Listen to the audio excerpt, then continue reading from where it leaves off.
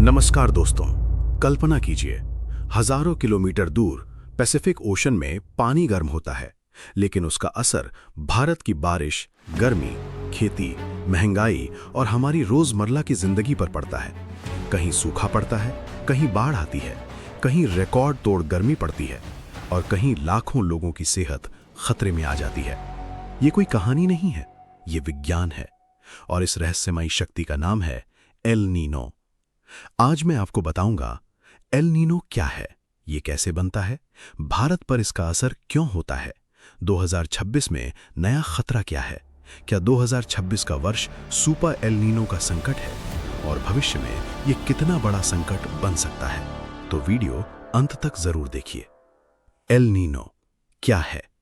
दोस्तों, El Nino NCO यानी El Nino southern oscillation का वार्म फेज है, जब पैसिफिक ओशन के बीच और पूर्वी हिस्से का पानी सामान्य से ज्यादा गर्म हो जाता है तो दुनिया भर के मौसम का संतुलन बदलने लगता है। बारिश बदल जाती है, हवाएं बदल जाती हैं और तापमान भी बदलने लगता है। ये घटना हर साल नहीं होती, बल्कि लगभग 2 से 7 साल के अंतराल पर आती है। अब सवाल आता है, इसका नाम एल नीनो क्यों पड़ा? एल नीनो स्पेनिश शब्द है जिसका अर्थ है लिटिल बॉय या क्राइस्ट चाइल्ड। पेरू के मछुआरों ने देखा कि क्रिसमस के आसपास समुद्र का पानी गर्म हो जाता है, इसीलिए उन्होंने इसका नाम रख दिया एल नीनो। आइए पहले समझते हैं कि सामान्य दिनों में पैसिफिक ओशन कैसे काम करता है। सबसे पहले, सामान्य दिनों में पैसिफिक ओशन के ऊपर ट्रेड विंड्स चलती हैं। ये हवाएं पूर्व से पश्चिम की तरफ बहती हैं और समुद्र के गर्म पानी को एशिया और ऑस्ट्रेलिया की तरफ धकेल देती हैं। इस वजह से एशिया के आसपास का समुद्र ज्यादा गर्म रहता है, वहां बादल बनते हैं और अच्छी बारिश होती है। वहीं दूसरी तरफ साउथ अमेरिका के पास नीचे से ठंडा पानी ऊपर आता है, जिसे अपवेलिंग कहा जाता है।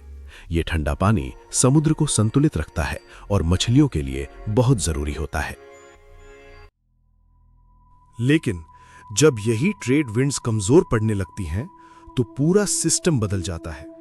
अब गर्म पानी को धकेलने वाली ताकत कम हो जाती है और जो गर्म पानी एशिया की तरफ जमा था, वो वापस पैसिफिक के बीच और साउथ अमेरिका की तरफ फैलने लगता है। इससे समुद्र का तापमान बढ़ने लगता है और ठंडा पानी ऊपर आना कम हो जाता है। फिर बादल और बारिश का पूरा सिस्टम शिफ्ट हो जाता है। जहां पहले बारिश होती थी, वहां सूखा पड़ सकता है और जहां सूखा था, वहां भारी बारिश आ सकती है। यही स्थिति कहलाती है एल नीनो। यानी आसान भाषा में कहें तो जब पैसिफिक ओशन की हवाएं कमजोर पड़ती हैं और गर्म पानी पूर्व की ओर लौटकर मौसम का संतुलन बिगाड़ देता है, तभी एल नीनो बनता है। दोस्तों, एल नीनो सिर्फ पानी का मामला नहीं है, ये हवा के दबाव का भी खेल है। पैसिफिक ओशन के प्रेशर डिफरेंस को मापा जाता है, जिसे कहते हैं सदर्न ऑसिलेशन इंडेक्स या SOI। अगर SOI नेगेटिव हो जाए तो एल नीनो की स्थिति बनती है, अगर पॉजिटिव हो जाए तो ला नीना बन सकती है। आइए जानते हैं ला नीना क्या है। ला नीना एल नीनो का उल्टा फेज है। इसमें समुद्र ठंडा हो जाता है, ट्रेड विंड्स मजबूत हो जाती हैं और कई बार भारत में अच्छी बारिश देखने को मिलती है, लेकिन कुछ जगह बाढ़ का खतरा भी बढ़ सकता है। अब बात करते हैं दुनिया पर असर की। साउथ अमेरिका में भारी बारिश और बाढ़ आ सकती है, लैंडस्लाइड्स हो सकते हैं। ऑस्ट्रेलिया और इंडोनेशिया में सूखा पड़ सकता है, जंगलों में आग लग सकती है। नॉर्थ अमेरिका में स्टॉर्म्स के रास्ते बदल सकते हैं और स्ट्रॉन्ग एल नीनो ईयर्स में पूरी दुनिया का तापमान बढ़ सकता है। भारत पर असर। भारत के लिए सबसे अहम चीज है मॉनसून। अगर मॉनसून कमजोर हुआ तो खेती, पानी और अर्थव्यवस्था तीनों प्रभावित होते हैं। एल नीनो के दौरान कई बार बारिश कम होती है, ड्राई स्पेल्स आते हैं, सूखे का खतरा बढ़ता है। और एक महत्वपूर्ण तथ्य यह है कि पिछले 100 सालों में भारत के 70% से ज्यादा बड़े ड्राउट ईयर्स एल नीनो से जुड़े रहे हैं। हीट वेव क्यों बढ़ती है? अब सवाल है, एल नीनो आने पर गर्मी इतनी ज्यादा क्यों बढ़ती है? कारण बहुत साफ है। बारिश कम होती है, जमीन सूख जाती है, कम बादल होते हैं, ज्यादा धूप पड़ती है, सूखी मिट्टी कूलिंग कम करती है, हाई प्रेशर गर्म हवा को फंसा सकता है और ग्लोबल वार्मिंग पहले से तापमान बढ़ा चुका है। यानी अब वही एल नीनो पहले से ज्यादा खतरनाक हो सकता है। एक्सट्रीम हीट सिर्फ असुविधा नहीं है, ये जानलेवा भी हो सकती है। इससे हो सकते हैं heat stroke, dehydration, kidney failure, heart stress. सबसे ज्यादा खतरा होता है मजदूरों को, किसानों को, बुजुर्गों को, बच्चों को और आउटडोर वर्कर्स को। साल 2015 की भीषण हीट वेव याद कीजिए। भारत में 2500 से ज्यादा मौतें हुईं। आंध्र प्रदेश और तेलंगाना सबसे ज्यादा प्रभावित हुए। कई जगह तापमान 48 डिग्री सेल्सियस तक पहुंच गया। अब 1998 ओडिशा हीट वेव देखिए, 2042 मौतें हुईं। लोग सड़क पर चलते चलते गिर रहे थे। इन घटनाओं ने भारत को हीट प्रिपेयर्डनेस की अहमियत समझाई। खेती और महंगाई। अगर बारिश कम होगी तो सबसे पहला असर खेती पर पड़ेगा। धान, कपास, मूंगफली, दाल, गन्ना, सोयाबीन जैसी फसलें प्रभावित हो सकती हैं। उत्पादन घटेगा, किसानों को नुकसान होगा और फिर बाजार में महंगाई बढ़ेगी। सब्जियां महंगी होंगी, अनाज महंगा होगा। 2015 में दालों की कीमतों में उछाल इसका उदाहरण है। दोस्तों, एल नीनो कोई नई घटना नहीं है। साइंटिस्ट्स ने इसके संकेत lake sediments, deep sea course और पुराने क्लाइमेट रिकॉर्ड्स में पाए हैं। मतलब ये पृथ्वी के क्लाइमेट सिस्टम का हजारों साल पुराना हिस्सा है। इतिहास पर असर देखें तो प्राचीन पेरू की मोचे सिविलाइजेशन एक समय बहुत समृद्ध थी, लेकिन बार बार आने वाली बाढ़, सूखा और भोजन संकट ने उसे कमजोर कर दिया। अब 1876-77 के महाअकाल को देखिए। चीन में अनुमानित 13 मिलियन मौतें हुई। भारत में भी भयानक अकाल पड़ा और लाखों लोग मारे गए। 1876 से 78 का भीषण अकाल, ग्रेट फैमिन, भारत के औपनिवेशिक इतिहास की सबसे दुखद और विनाशकारी घटनाओं में से एक है। इसे मद्रास अकाल के नाम से भी जाना जाता है। ये अकाल मुख्य रूप से दक्षिण और पश्चिमी भारत में फैला था, जिसमें मद्रास प्रेसिडेंसी, बॉम्बे, मैसूर, हैदराबाद और दक्कन का पठार सबसे ज्यादा प्रभावित थे। 1876 में मानसून पूरी तरह विफल रहा, जिसके कारण फसलें बर्बाद हो गईं। इसके पीछे एक शक्तिशाली एल नीनो प्रभाव को मुख्य कारण माना जाता है। अकाल के दौरान भी ब्रिटिश सरकार ने भारत से अनाज का निर्यात जारी रखा। अंग्रेजों की मुक्त व्यापार की नीति के कारण उन्होंने अनाज की कीमतों को नियंत्रित करने या निर्यात रोकने से इनकार कर दिया। उस समय भारत के वाइसराय लॉर्ड लिटन थे, जिनकी नीतियों की कड़ी आलोचना की जाती है। सन 1877 जब दक्षिण भारत में लाखों लोग भूख से मर रहे थे, तब लॉर्ड लिटन ने महारानी विक्टोरिया को भारत की साम्राज्ञी घोषित करने के लिए दिल्ली में एक बेहद भव्य और खर्चीला आयोजन किया, दिल्ली दरबार। अकाल पीड़ितों के लिए बनाए गए कैंपों में भोजन के बदले बहुत कठिन शारीरिक श्रम कराया जाता था। यहां मिलने वाला राशन यानी टेम्पल वेज एक वयस्क के लिए भी अपर्याप्त था। अनुमान के अनुसार इस अकाल में 55 लाख से लेकर 1 करोड़ के बीच लोगों की जान गई। कई गांवों की आबादी पूरी तरह खत्म हो गई। भुखमरी के साथ साथ कॉलेरा और मलेरिया जैसी महामारियों ने भी बड़ी संख्या में लोगों को अपना शिकार बनाया।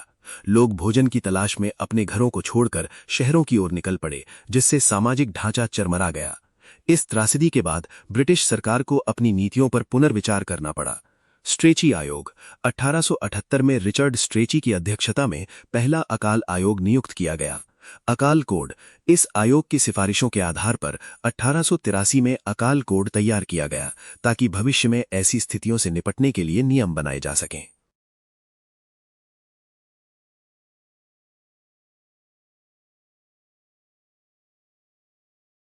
यानी एल नीनो सिर्फ मौसम नहीं बदलता, इतिहास भी बदल सकता है।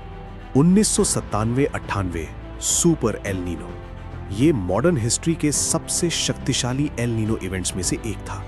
1997-98 का सुपर एल नीनो आधुनिक इतिहास की सबसे शक्तिशाली जलवायु घटनाओं में से एक थी। इसने पूरी दुनिया के मौसम चक्र को पूरी तरह से अस्त व्यस्त कर दिया था।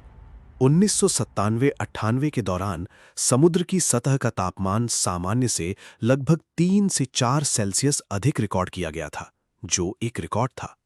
इस घटना ने वैश्विक स्तर पर चरम मौसम की स्थिति पैदा की।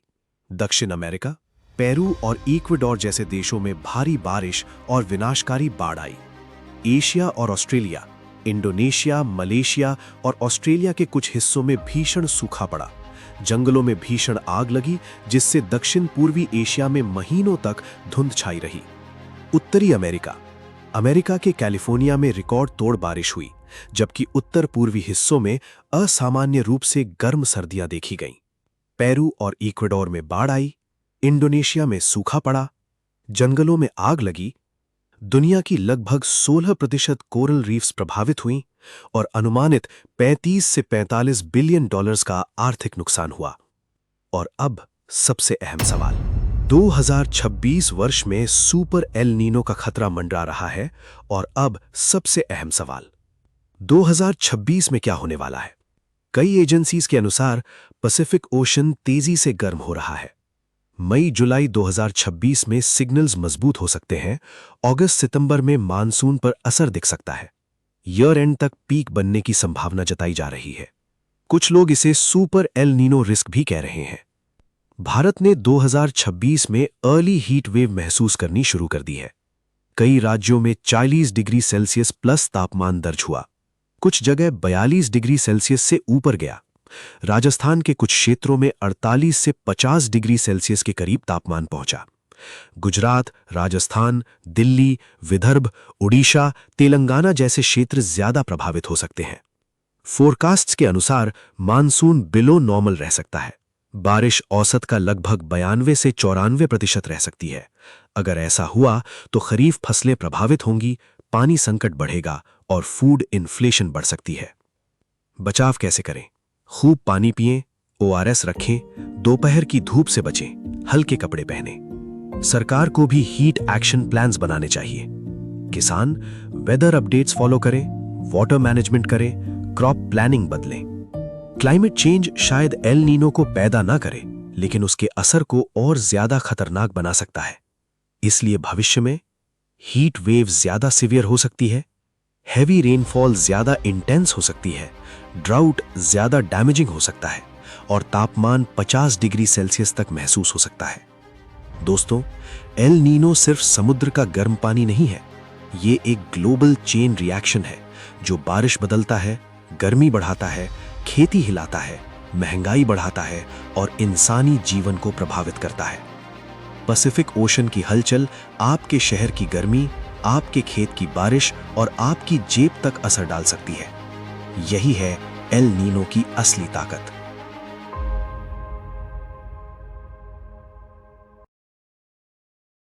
आज शहरों में पारा 45 सेल्सियस से 48 सेल्सियस को पार कर रहा है। हम इसे कुदरत का कहर कहते हैं, लेकिन सच तो यह है कि यह इंसान का बनाया हुआ नर्क है। जरा सोचिए, हमने ऊंचे ऊंचे कंक्रीट के जंगल खड़े कर दिए। ये सीमेंट की दीवारें दिन भर सूरज की आग को सोखती हैं और रात को से उगलती हैं। शहर अब शहर नहीं रहे, वे अर्बन हीट आइलैंड बन चुके हैं, जहां रात को भी चैन की सांस लेना मुमकिन नहीं है। और इस गर्मी का इलाज हमने क्या ढूंढा? एसी पैराडॉक्स देखिए। हम अपने कमरे को ठंडा रखने के लिए उसी मोहल्ले की हवा में आग झोंक रहे हैं। आपका एसी आपके कमरे की गर्मी खींचकर बाहर फेंकता है, जिससे सड़क पर चलने वाले आम इंसान का जीना मुहाल हो जाता है।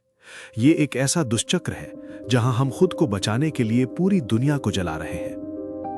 लेकिन इस पूरी कहानी का सबसे दुखद हिस्सा जानते हैं क्या है?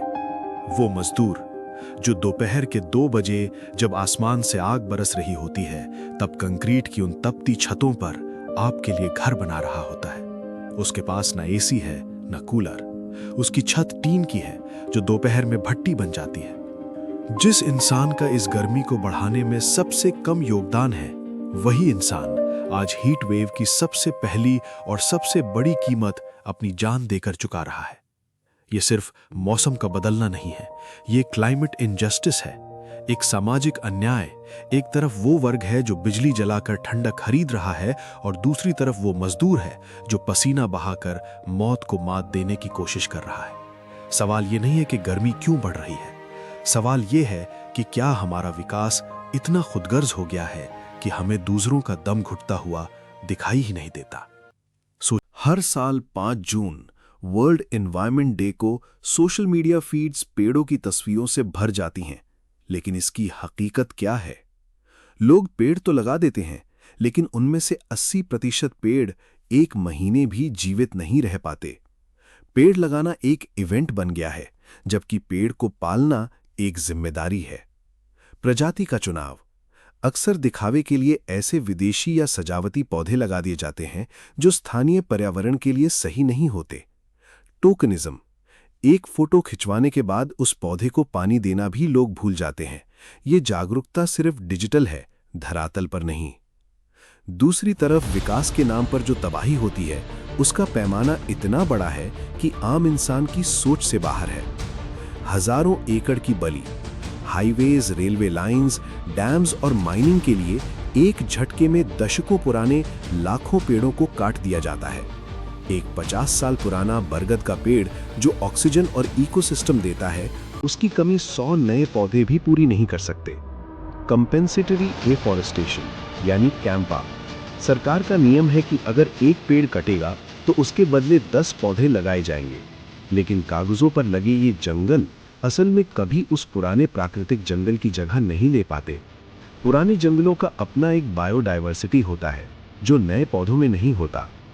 कॉर्पोरेट चालाकी। बड़ी कंपनियां अक्सर अपने मुनाफे के लिए जंगलों को साफ करती हैं और फिर CSR यानी कॉर्पोरेट सोशल रिस्पॉन्सिबिलिटी के नाम पर छोटे-छोटे बगीचे लगाकर खुद को इको फ्रेंडली साबित करती हैं।